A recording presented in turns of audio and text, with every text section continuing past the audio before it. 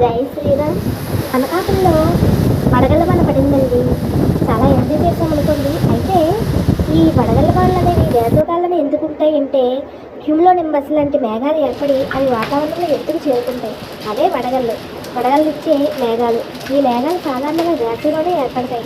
అందుకే వడగళ్ళ వానలు కూడా వేసవిలోనే ఎక్కువగా చూస్తూ ఉంటాం. అవి మా అనకాపల్లిలో ఈరోజు ప్రత్యక్షంగా చూసామండి. చాలా ఎంజాయ్ చేసామనుకోండి. ఏమైనా సరే మేఘం నుంచే కురుస్తుంది. కాకపోతే ఈ వడగళ్ళ వాన అనేది క్యూమ్లో నింబస్ మేఘాల వల్ల అనేది పడుతూ ఉంటాయి అన్నమాట. వాతావరణంలో ఉష్ణోగ్రత గాలి రాపిడి కొంత కలిగిపోయినా మిగతా ఈ నేలపై పడతాయి. వాటిని మనం వడగళ్ళు అంటాం. చూడండి ఎంత సైజులో ఉన్నాయో. అంటే ఈ వడగళ్ళ వాన పడినప్పుడు బయటికి తిరగకపోవడం మంచిది. పంటలకు నష్టం కలుగుతుంది. మరి వాతావరణ పరిస్థితులు